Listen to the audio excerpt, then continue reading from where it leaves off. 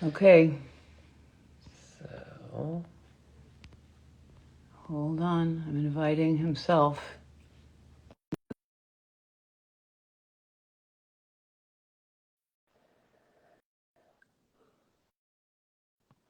Thank you guys for joining. You're, you're here. Morning, Good Helen. morning. I'm so happy to see your face. Likewise. Um, I just have to give a moment of silence for the whole thing because it's so big. We have all seen the excruciating footage and the damage in Kula and the devastation in Lahaina town. So we know about that. And I think I speak for the world when we say we want to do something, we don't know what to do. But you're there. What do you want us to know about what's happening there? Oh, I don't know where to start. I mean, well, thanks very much for your interest. I know that you love Maui, and it totally makes sense. And Actually, um, before we start, I'm going to interrupt and make sure that people really know who I'm talking to. So this is Peter Merriman, culinary pioneer of Hawaii. He's been called for over 30 years. And other than the best food you've ever eaten in your life, what for me brings you forward is your motto, do the right thing. So is it every restaurant, do the right thing is hanging up? Is that right? So every restaurant, that's like a clever sentence, but this is a man, he will never say all this. You don't have to speak. You don't even have to admit it, but he does the right thing and beyond all the time, all the time. I don't know why it all makes me so emotional. I haven't seen you since it all happened. right? Um, is the first sustainable restaurant in Hawaii, which I watched you and your daughter and Vicky talk around it while you made me a yummy meal once. Things like seaweed fed goats, lighter wine bottles, solar panels. Like he got into the weeds and into the seaweed to make this happen. And I watched it. So I can say if anybody out there cares or trusts me, I say you'd be lucky to support this person. He has a restaurant Merriman's on two islands. Are there Merriman's on two islands? Maui and the big Merriman's on 3 islands. Yeah, three, Monkey Pod, a lot more. It was four Hula. islands.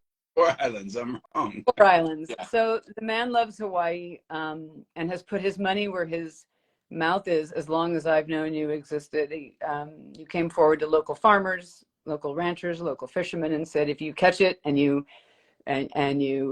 farm it, I'll buy it, and the food will be better, and the economy will thrive, and my restaurant will thrive, and all of that happened. Money where his mouth is for decades. So that's who you're talking to.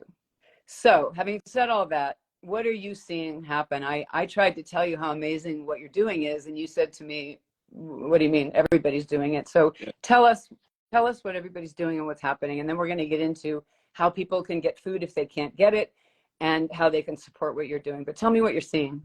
Okay, so thanks a lot for that probably undeserved comment, but I appreciate it very much. So what we're seeing here, I think, amongst the people is that it's very cool because everybody is doing everything they can, and so for each person it's a different level. And I mean, we're seeing things from people just donating food to people, from Molokai, the island of Molokai, bringing boatloads of supplies in, and guys with jet skis taking them up the coast, doing whatever it takes. So it's really been heartwarming in a certain sense, even though it's this terrible tragedy. But just see how people come together in a crisis like this. And for us, what happened with us is that we we started serving food the very next day after the fire. By the next morning, I mean, it was still burning actually.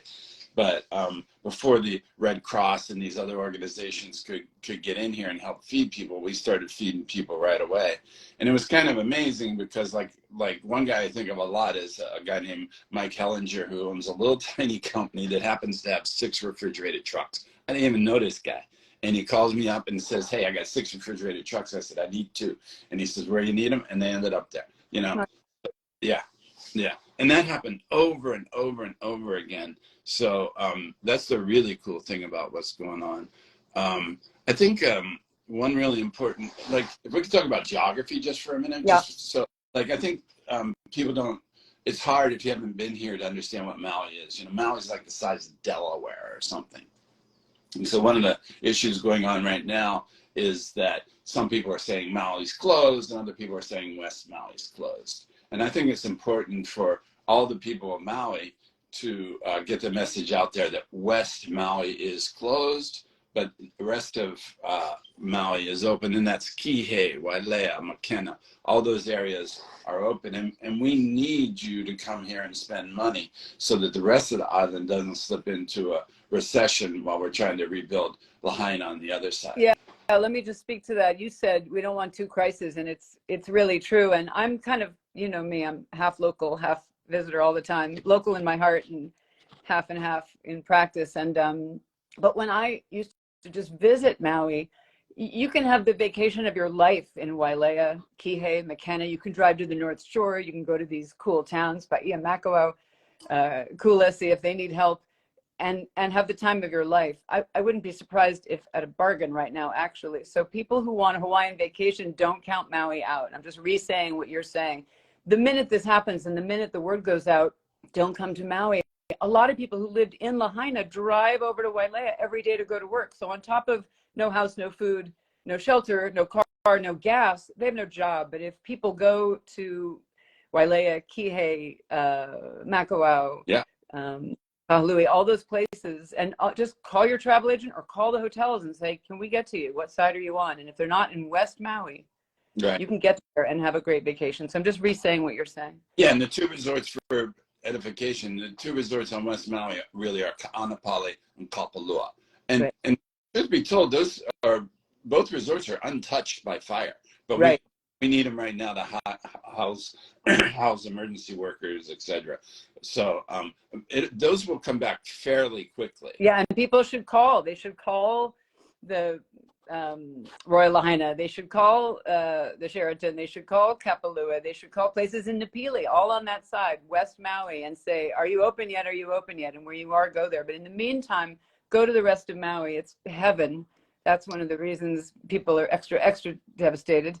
And it's waiting there for you. So got that message loud and clear. And then the other thing I think is really important, like so many people from around the world.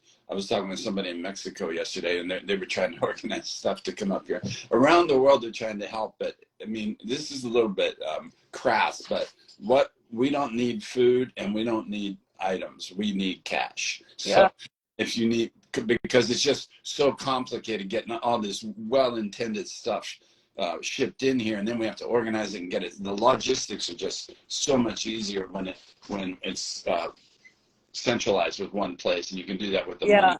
I had a very good, very smart, generous friend say, what else can I do? And I'm wondering the same thing. And I think the question's down the road. There could be service projects, boots on the ground. Right now, we need to give money to the people who know how to get it to people. And it's very tricky because that whole part of Maui has been closed. And it's tricky to get in, which brings us to what you're doing. So I know you've said these other organizations have been amazing. World Central Kitchen, the Red Cross has been supporting, but you're doing something different. Do you want to talk about that in terms of getting food to people? Yeah, so there's World Central Kitchen, there's Red Cross, FEMA, Salvation Army, and so we're the little guys. I'm interrupting you. Someone's commenting, let us know where we can send money. Let's do it now and do it at the end. I'm totally interrupting you. Okay. I'm so sorry. So first of all, if you need food, direct message Peter. Is it you directly they should direct message? Who do we direct message? The Instagram accounts. Instagram accounts, yeah. For you or for Monkey Pod? I bet it doesn't matter. Just send them a direct message. Yeah. Number. You can text this number. Is it backward or is it the right way? I never know how this works. It's backward. Okay, wait. It's going to be the minute we're done. I'm posting this live, and this information is going to be there. But get a pen. Get a pen. Get it. Not you. You don't need the number. Everybody else needs to get a pen. 808-868-1178. 808-868-1178. There's also an email address I'm going to post. But one more time, 808-868-1178 if you need food. And I know Peter and what he's doing, and if there's a way on God's green earth to get it to you, he'll get it to you. So, donating money. I'm going to knock you off what you were saying and just grab the donating money part, because a couple of people have actually asked, and this is kind of everything. And then you can go back to talking about what specifically you are doing. We're not doing anything without the money. So. We're not doing it. Well, we are, because you've been paying for it, which you won't say, but you need some backup and some support. It can't last forever because you're making 1,000 meals a day. So to donate, the fund is called, I want to get it right, Peter, help me. Merriman's Culinary Scholarship Fund.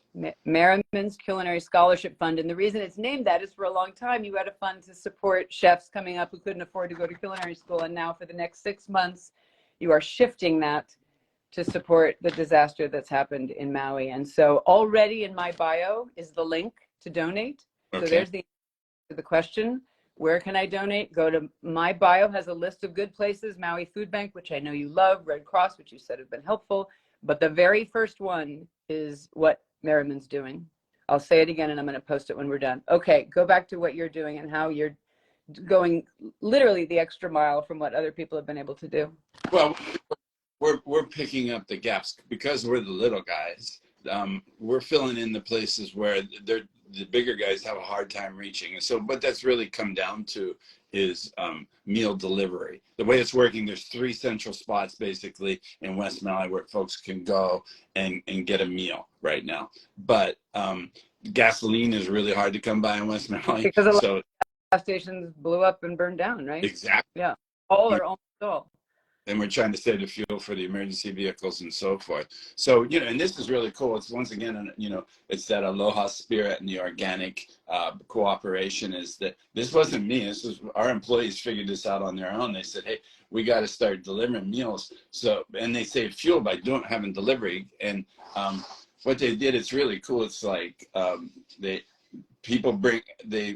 ask for their meal via the text or internet. And then we arrange a route, and we have a certain number of cars that go out, and we tell people what time they're gonna be coming. And for people that still have text available, some people in Lahaina do, we take pictures of the vehicles and post them so they know what vehicle to look for when it's coming down the street with their meal. So it's like, we're real proud of it. You had police escort early on, right, to get you in there? Well, we still have police escort. When we go into certain neighborhoods, we need a police escort. So what we've done is we're working in tandem with the Salvation Army, but they're taking one half of Lahaina and we're taking the other half. And they're just great to work with, by the way, because they say, we need this, and we say we need this, and the Salvation Army somehow makes it appear. So they're pretty great. And that's also in my bio, but the first link is to what Peter's doing, underfunded, overworking. So start with that one. And then every place we've mentioned is in my bio. Go ahead, sorry. Yeah, no, so that's the big thing. You know, a little silver lining to this whole thing is very tiny, but we also have meals that at our restaurant in Merriman's Kapalua, which is a very high-end restaurant, right? Yeah. And so there's 400 or 500 people every day coming to eat there, and those are lucky people. I can't get in there, and I can't afford it when I go, so that's awesome. And, you know, for these people who they've lost their home, they've got nothing, to spend 30 minutes or 40 minutes sitting inside a nice dining room with a beautiful view and having a meal prepared for them, it's a little bit, you know, a little bit of respite, a little bit of a deviation. And it's an important thing to have. So it's very important when you've lost everything, and in some cases, people they love. So peace of mind, food, first things first is food. First things first is food. That's one thing I want to say. I've been close to what I would say are 2 catastrophes in my life before this. And everything is metaphorically on fire. And in this case, literally, where do I start? And I've really been brought back to sanity by the slogan, first things first. Yeah. And first thing, what you're doing. Mm-hmm. And food is so high up on that list. That's what we were. One on the list. I mean, yeah. Shelter, but they can't even get into shelter if they don't have food and water. And that's what you're doing.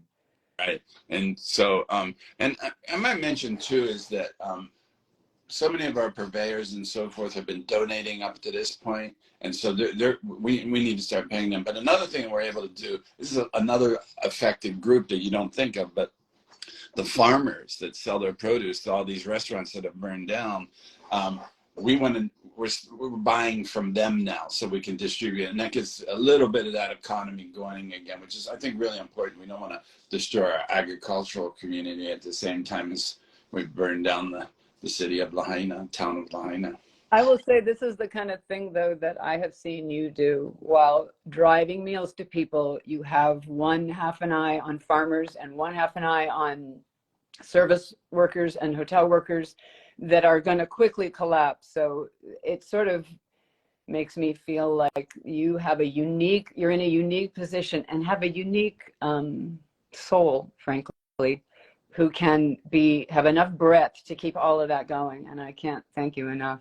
Well, we're just fortunate to be in that position. I mean, I feel so great to be able to help people and to bring those different networks together in a certain way is a really, really cool thing. That's kind of what we've been doing all along, working with the farmers in the economy and the tourist industry and so forth. So that's fortunate enough, but you're fortunate enough because long before this disaster, you have been reaching out to the community, and all of your success has been like, we're not going there without the community of Hawaii. I've seen it.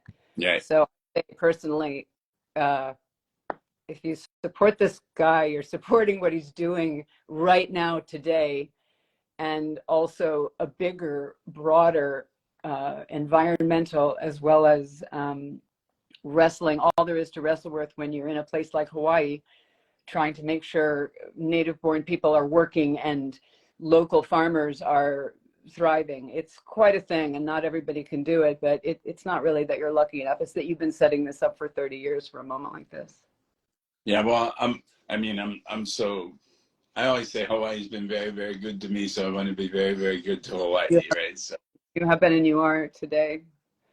I'm going to recap. Is there anything else you want to say before we wrap it up? You're just incredible. I mean, love to all the people around the world that are helping so much. So thank you. Well, one thing I say, you're making about 1,000 meals a day that cost $6 a meal. Do I have that right? Yeah. So you send $18, you're feeding someone for the whole day. And if you double that, you're feeding that person and their kid. That's a lot. There's no admin for it to go to. It goes directly into the mouths of the people that Peter will see later today and that his people will see later today. So it's a pretty good, I think all of us, when we donate, we go, I hope it's, but you know what I mean? Even the best places. And that's why I was moved to do this, because it doesn't get more direct than supporting what you're doing. So, 100%. Else, please, you wanted to. I didn't mean to interrupt you. Do you have something else you want to say? It is 100% of your donation is going back out to people in need. Yeah. So the first link in my bio is to say it again. The Merriman's Culinary. Say it again. Culinary Fund. Yeah. Say it again, where I don't interrupt you. Merriman's Culinary Scholarship Fund. Right, and again, that was a fund for up-and-coming chefs who couldn't afford it. It's now, for the next 6 months, devoted to disaster relief and repair for Maui. The number that is going to be in my Instagram feed 10 minutes after we finish is 808-868-1178. Text them and say, I need some help with food, and if there's a way on earth to do it, they'll help you. There will also be an email address, and you can direct message Peter on Instagram or Facebook. Great. Thanks, Helen. I appreciate your concern, and we'll see you when you get back to Maui. I know you're supposed to be here tomorrow. I think you canceled that trip. Yeah, but, only because I'm in West Maui, and but I'll be back soon. It's a long-term thing. We have some friends who are planning long-term things for long-term repair. I'm going to be supporting that too. I know you will too. But in the meantime, food into people's mouths is the priority. So I love you. Thank you. Aloha. Aloha.